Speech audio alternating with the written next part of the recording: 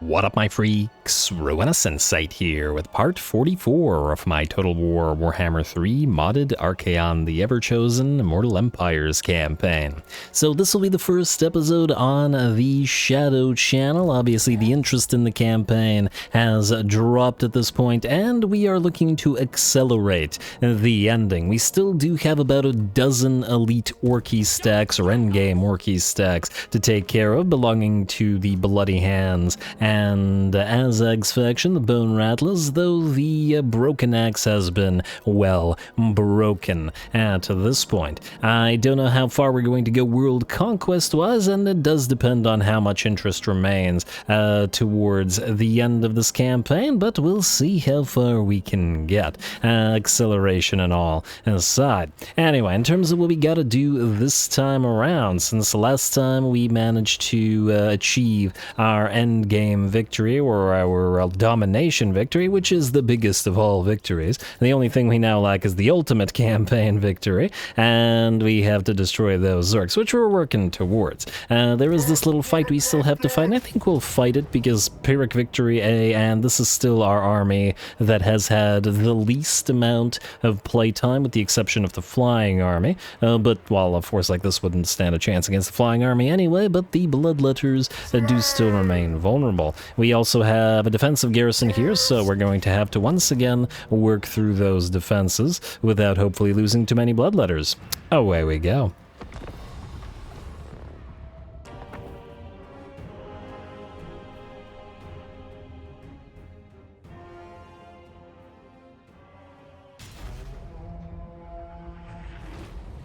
Butcher them without mercy!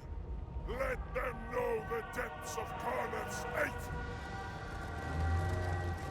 Alright, here we go again, though I am hoping that we can get some field battles for Demahar sooner rather than later, not so much because I don't enjoy these minor settlement battles, as they do tend to be a little bit more difficult for this army in particular, especially against the elves with their piles and piles of range units, but at the same time I also want to see the Bloodletters sort of attack in ordered ranks rather than in a huge blob, just for fun. But at the end of the day, the harder battles are what Khorne prefers, and well, just like the previous minor settlement, I'm sure we'll be taking casualties. Gonna have to watch out for those war shrines, as they have a tendency to get ripped apart, and frankly the same thing goes to the Bloodthirsters, so you two be careful after you're done with that tower. Anyway, we've moved in with our lord and hero, Demahar, and his minion, fighting some great eagles, and in fact a lot of great eagles, 2 full units of them, and I just want to point out those stats on those eagles have climbed pretty darn high. 76 melee attack and 61 melee defense at 218 weapon strength per. These things hit quite hard, and they're pretty darn effective at assassinating single entities, so we're going to have to request some aid as the Bloodthirsters come down and start whacking away both of them and the armor sundering white lions below. Oh, I do like this faction's color scheme, though. The sort of blue-green thing that they've got going on. Maybe my Alpha Legion is showing, but yeah, very nice, very nice. Anyway, we've made it up the ramp. We've got Summon coming in, so the Chaos Spawn have arrived as well to help out a little bit. And now it's a simple matter of trying to prevent as many of the enemy archer units from firing as possible. Spread everybody out while the units damn you, damn buildings forcing the camera to jump up and down, while the Marauders and Bloodletters are probably going to struggle a little bit against certain units like the Gate Guard, and they are still relatively limited. I believe there's a Gate Guard right here facing off, or at least holding off, 3 units at the same time. They've got 72 melee defense, and they're a defensive unit, so they're going to, well, and be reasonably adept at this. How armored are they, incidentally? They got 90 armor, though the Exalted Bloodletters at least have tons and tons of armor piercing on them, so they should be able to make their way through them. But the Chosen / Chaos Warriors with shields are having a more difficult time for good reason. And they have significantly lower melee attack than the Gate Guard do melee defense, which is explaining why they are able to hold for so long. That said, that's only one unit there, and we got other units giving chase. Exalted Bloodletters ripping apart some elves with light armor, I believe, or heavy arrowheads, whatever. Light armor, heavy arrows. And the rest of our blob of units is starting to move in to surround the enemy. Forsaken have arrived upon the field to help out as well, just like those Chaos Spawn, though I think it's their speed that may come in more handy. And just to give chase and prevent enemy range units from running away from us. Now, we are going to use a little bit of magics, not on enemies at all, but rather to bring down, or at least damage, these barricades. We don't need to kill enemies that way, but these cowardly walls that prevent us from getting into melee combat, I think, are a very decent target. Plus, we have an insane amount of mana, 200 right now, or Winds of Magic, in reserve, so at least we can use the Searing Dooms to bring down barricades. Alright, love seeing those Bloodletters in action as well, whacking away at the Spears and Silveran Guard, who are still holding, and Lothern Sea Guard, but by the looks of it, not for much longer. That said, the Bloodthirsters have been the targets of the ranged attacks for pretty much the entire battle. We can see this one has dropped down to, I don't know, maybe 20% of its HP. One of the War Shrines here is badly hurt, the other War Shrine here, and the other Bloodthirster is badly hurt, which is kind of interesting to see, considering mostly it's Marauder cert, but this one we can see that it's lost a lot of HP but hasn't lost a lot of models. This is because it damaged itself using its sacrifice ability a lot, which doesn't bring models down. But most of our regular units are in pretty okay shape other than the Marauders because of their sacrifice, and it's the single entities that suffer the most. Though I think we've seen that a lot with facing off against the High Elves in general throughout the battles, as obviously the, for example, the Slaaneshi armies, with those poor Sorcerers of Slaanesh constantly getting focused down. Gotta watch out for those single entities, though, funnily enough, the Keepers of Secrets didn't really suffer in the same way, which is kind of interesting.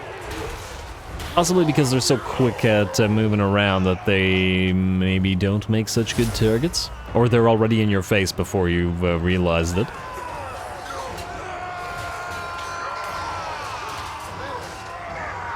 Alright, just trying to see here. White Lines and Gate Guard. That's a pretty solid combination. The damage dealers and armor sunderers of the White Lines in combination with that highly defensive unit of Gate Guard. And this is that same Gate Guard unit, that original unit that's been holding on for about 4 minutes straight in straight up combat, which is just fantastic. Fantastic, rather. And yeah, they're holding off against Chaos Warriors with Sword and Board, which explains once again why they are taking a long time to bring down, but still, fantastic contest between these 2-on-2s of 4 units. We'll see how much longer they stand. However, the balance of power has shifted to about 65, maybe close to 70% in our favor. Some of the enemy units over on this side have actually pretty much run out of ammunition, as they were able to fire from over that barricade for the entire duration of the battle, and then several of our more fragile now units, like our Bloodthirsters and War Shrines, have had to back off. That's alright though, they can simply chase enemy units as they run, and if there are things like light armored archers, they can go after them. As in probably not Lothern Sea Guard with their spears. Alright, well, with the barricade down, these guys are no longer a threat. The balance of power is continuing to creep in our favor, and victory is within our grasp. Another unit of Lothern Sea Guard has been found by some Marauders, and the other War Shrine may as well get this thing into combat. And despite the damage it's taken, it should be okay. We really got to get that buff that gives us 15% ward save on the regular War Shrines. I mean, especially since we've started using them. The War Shrines of Nurgle don't really need it as much, but these guys certainly do. Have the Gate Guard finally fallen? It looks like the Gate Guard have indeed routed, and only the White Lions remain surrounded. but still fighting. Or maybe not so much. There we go. They will shatter. We briefly get the Bloodthirsters back in there, as there were 3 artillery pieces in the enemy army, though sadly the enemy decided to deploy them all the way up here around one of the 2 citadels, where said artillery pieces really didn't do too much. They were able to get a few shots off on our Bloodthirsters while they were attacking this tower, but afterwards they did pretty much nothing. I hope that in future updates the devs change the way that the AI tends to deploy artillery within minor settlements, because it seems like it pretty much is never able to get good use out of them. And if they had deployed them properly, they would have had to have been our primary targets, like, I don't know, from here and a similar position if they were able to fire down on the ramp while we were approaching. We also saw in that previous battle, I don't know how many episodes ago now, where Demahar assaulted one of these places and the enemy moved a bunch of units down on the ramp, including some eagles, and prevented our entire blob of units from moving up there preemptively. It was a really great move by the AI, and if it had artillery pieces and perhaps even magic to call down upon our blob of units, that would have worked out really well. But anyway, fun little fight, another Pyrrhic victory for the armies of Khorne. They tend to get a lot of these, and that's just the way we want it.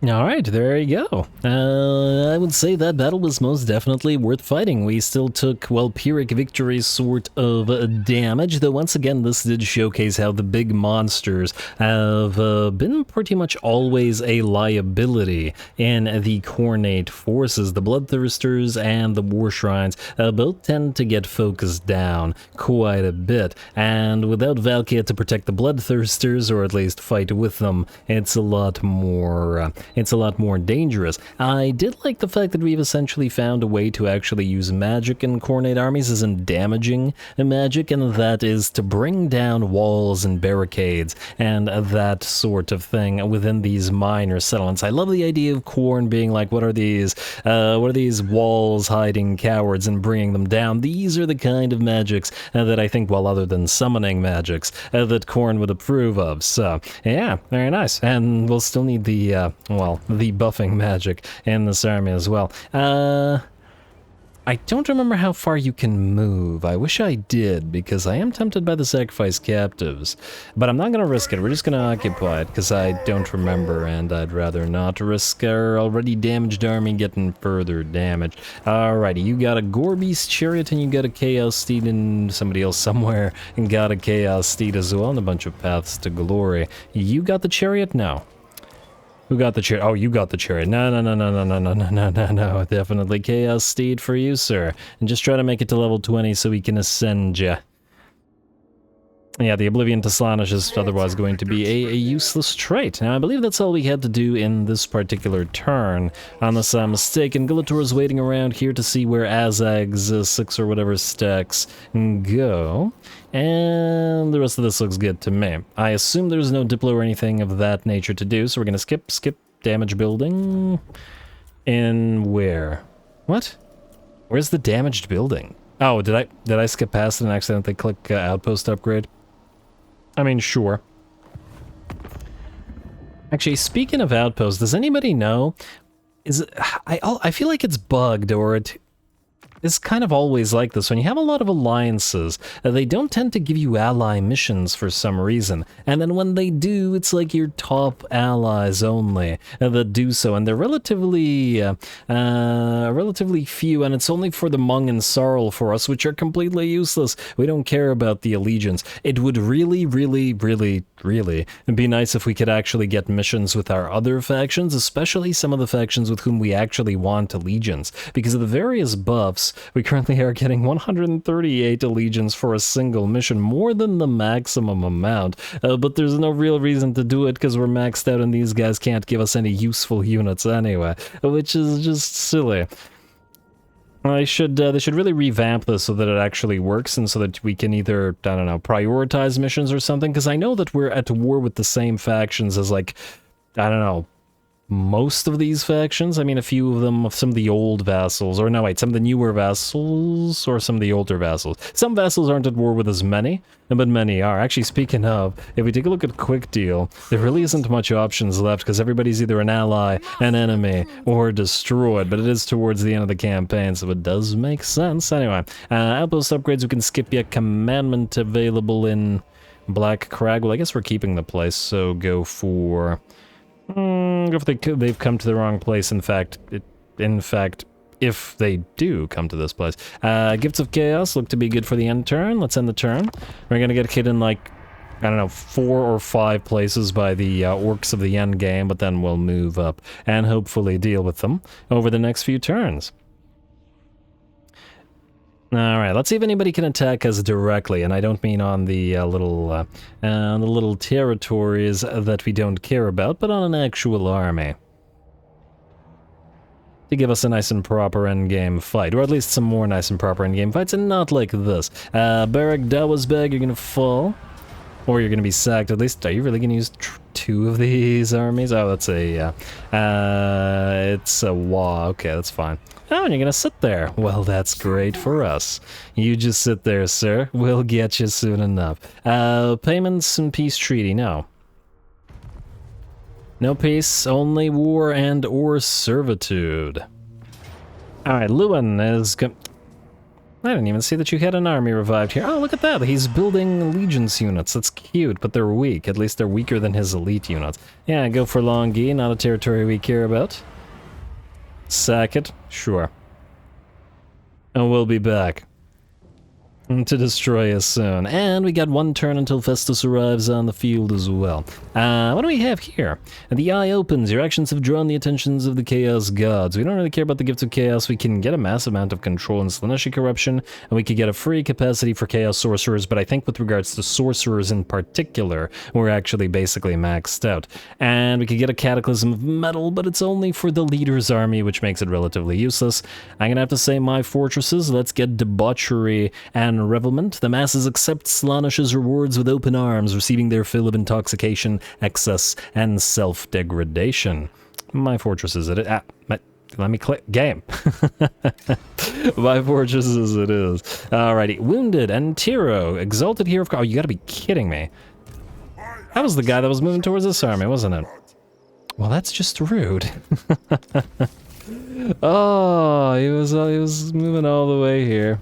All the way here. And one of the tech thieves got wounded, though we're frankly kind of past caring about that. Summer receives Black Plague, or regular Plague. Black Pit receives Plague. Not the Black Plague, just a Plague. Lorelorn Forest, that's fine. Some more students, because we always get in students. A War Shrine for Fraltrus the Black. Do you want this? Probably hold on to it. I'm actually thinking you might be good on a Manticore, but stick around like that. Also, are you able to Chaos Warrior Seer yourself up? Yes, you are. Alright, for now, move on southward. I was going to have him cross the mountains to these territories, but frankly, I fear that those territories are going to be gone by the time we get up there. So instead, we're going to move these guys all the way here to deal with some orcs. And undead and whatever else we have not yet dealt with. Poor Samoth Painbringer. I feel so bad. I really like his army concept, but I haven't been able to get too much playtime for him. And we saw such great performances out of those Hell Cannon piles when he did fight. I want to see it with the Infernal Guard. And with 2 Iron Demons instead of the 1 that we had when he fought. Well, hopefully. Alrighty, Archie, where can you reach? Pretty much anywhere you want, and ooh, I got armies nearby. I was gonna have you go to Griffin Wood. You can knock out a few of these guys. Anything worth fighting here for Archie? Well, this is certainly not. This one, frankly, I doubt it. Let's send you here and let's see how far you can move after this. I can't believe they're moving in March stance, near to Archaon. Pure insanity. Okay, yeah, it's mostly zombies and skeletons. I mean, there's a Vargulf in here, but it's not worth fighting for Archie's force. Let's see, is this gonna hurt the giants? Of course it's gonna hurt the giants. We are going to kill captives in the hopes of that buffing us up slightly and allowing the next auto-resolve to not be so painful. Trickster Shard, go for this now. I guess we're going for Mordheim. And this will actually kill off the giants.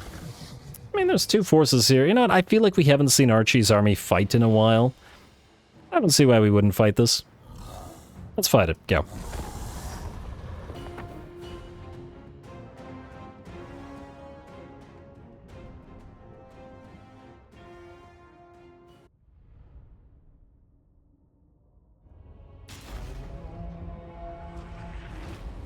It is decreed.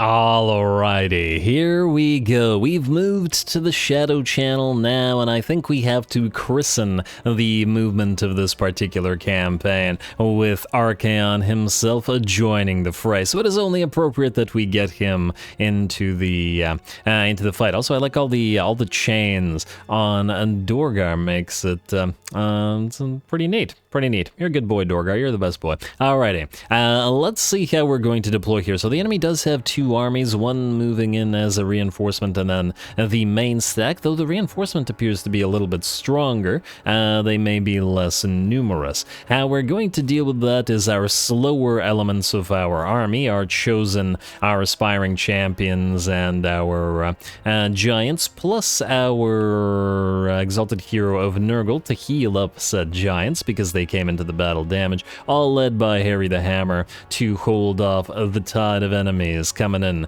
as reinforcements up on this nice hill, while Archie and the rest of our forces move on in to destroy the enemy. Gonna cast a few of those blue fires upon the enemy. Probably don't want to knock them out of the sky, though, so just a little bit here and there, maybe at the zombie dragon, maybe at the Vargulf, while Archaon moves in. Mostly we just want to force a duel between the enemy and Archie himself. In the meantime, though, over in the background, we have other units moving on in. The Chaos Dragon and the Knights. Chaos Dragon's going to use that Chaos Dragon breath upon the unit of Black Knights just as we move in with the Knights of our own. Obviously, the Black Knights aren't really a threat of any kind to our Chaos Knights, but nonetheless. There we go, a swath of destruction through their formation as the Knights of Tzeentch hold them off, and damn, the Knights of Tzeentch make those Black Knights look tiny, absolutely tiny by comparison. The roided up Chaos Horses plus the roided up Chaos Warriors slash Chosen versus the skeletal remnants of the Whites. And there we go, this Black Knight unit is pretty much destroyed, but we've got other units moving in as well. The Bloodguard Chaos Warriors, or Chosen, whatever, Knights. The Knights of Court, I mean, they are Chosen, and the Chosen are Chaos Warriors, but you know what I mean. They're giving the enemy a fight here. We've got the Swords of Chaos and the generic Chaos Knights here as well. And oh damn, these guys are racking up the kills. Not bad, not bad. 24k damage, they are certainly doing work. So while the Knights are absolutely obliterating the enemy, and Archaon duels the enemy lord who we've forced into Rampage, just so that he is in turn forced to duel Archie. He obviously stands no chance here either. The other reinforcements have arrived on the field, and we're getting a little bit of work for our melee infantry as well. I guess the unfortunate aspect of separating our army like this is the fact that, well, we can't watch both sides of the battle at once. But without the army being completely blobbed up like it might normally be, the army can also have a little bit of a tougher battle in the separate places that it fights. Although I suppose in some ways it might kill faster, as the units aren't really getting in each other's way a lot. Anyway, it looks like the reinforcing army is in pretty darn bad shape. In fact, the balance of power is at about 85% in our favor already. And it's not like skeletons and Graveguard are going to penetrate the armor of the Chosen or of the aspiring champions. And on the bright side, fighting this manually will allow us to heal the two giants fairly significantly. Which is great because all that auto-resolving once again did some damage to them. Anyway, it looks like the enemy lord has fallen. Archie in the middle of the fray, surrounded by his personal guard, the Swords of Chaos here, and obliterating what remains of the now fallen lord's army. Ooh, love that slow-mo shot of the, I like how Archie is glowing while while his minion here is in the dark. It's pretty neat.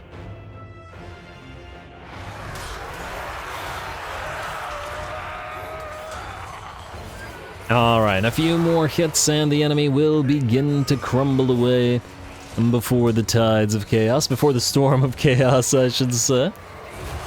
Looks like the other knight units have cleared up the enemies left or that were remaining. On the leftmost flank, we've even had the Chronicler join the fray in the melee. And now the entire blob of knights and the Chaos Dragon come down. What are we at now with the Chaos Dragon, incidentally? 1.5k weapon strength, not too bad. I like this whole evolving mechanic with this unit continually getting stronger. It's pretty... I would really love to have the Chaos Dragon face off against another enemy dragon, though. And just to make a comparison, a Star Dragon ideally, but, well, it might be a little bit difficult to find one as Ulthuan is nearly gone. But oh well, I'm sure it can have other big targets. Anyway, obviously a decisive victory for Archie, but, well, every victory is a decisive victory for Archie.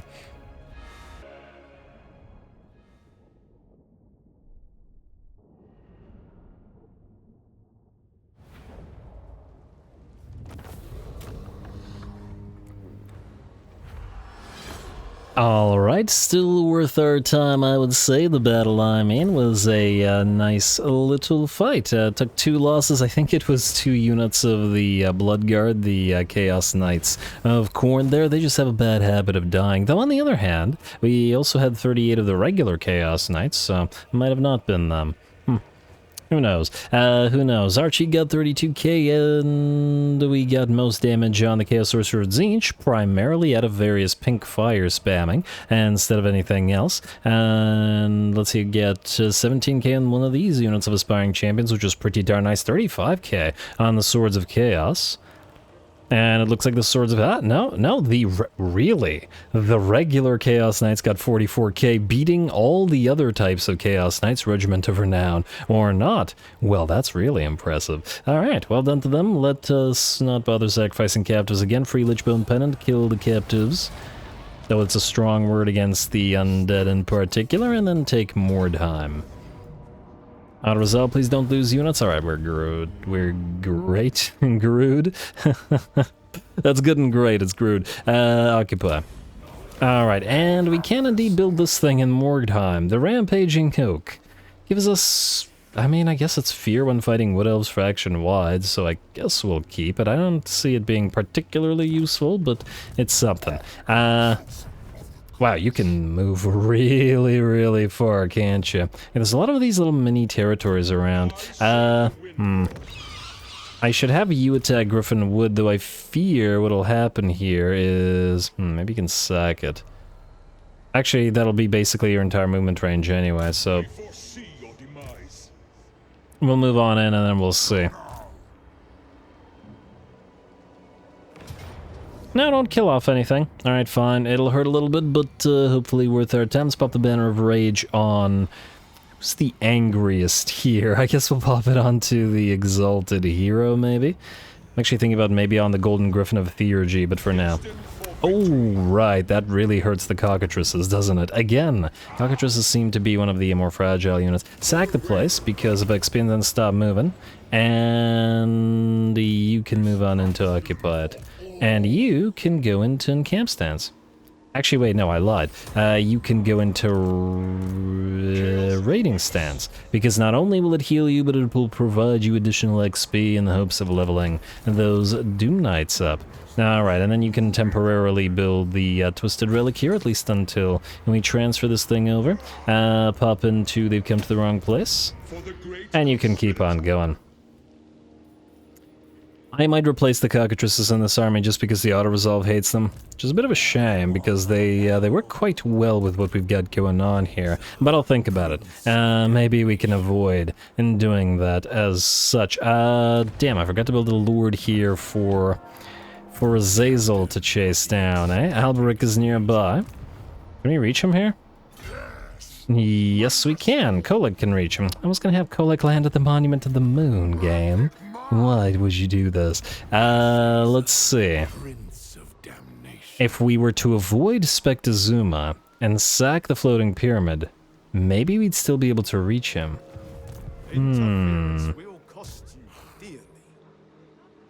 Yeah, let's try it this way. Not the way I was hoping to do this, but who knows, it might work. I'll resolve this, and that would allow Kolek to land. I'll resolve this, and then sack it, and then stop moving. Not nearly far enough. Oh, we still can't pass it? Well, that didn't work then, did it? Alright, fair enough. Then you can just take Spectazuma then. We're probably gonna have to knock out Alberic. This is not worth our time, though it did hurt us. And we can just occupy it rather than sacking, because we're not really looking for the XP in this army. Just gotta make sure we don't get sieged, besieged, whatever. So we'll pop into raiding stance within our own territory. Another Fear of Aramar. Hexus the Uncoordinated got himself a Chaos War Shrine. And that's you. Okay. Right. Next, what we'll like to see is, can we reach the Altar of Facades? By the looks of it, we cannot. Bit of a shame.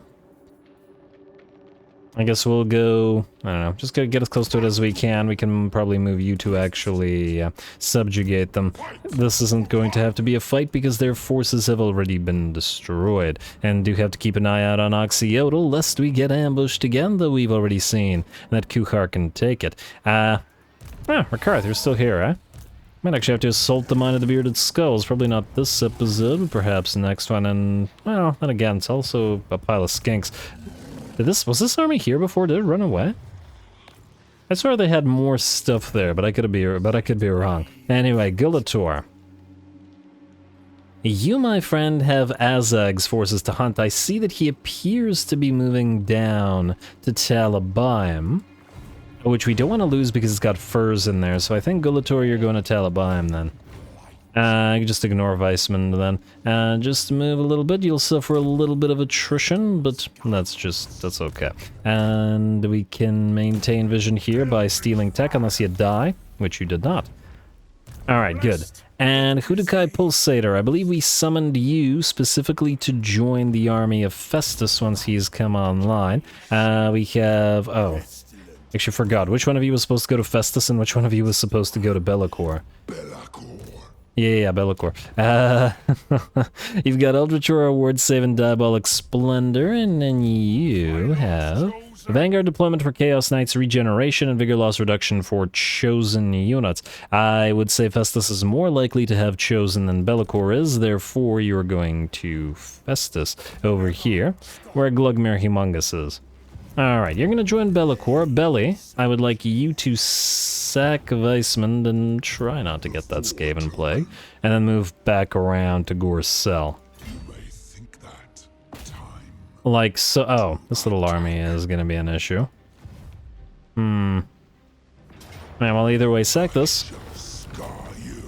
Like so. We'll take the XP and stop moving. I can't go that far. At least he didn't get the Skaven Plague, though. Go into raiding stance to keep healing in our own territory.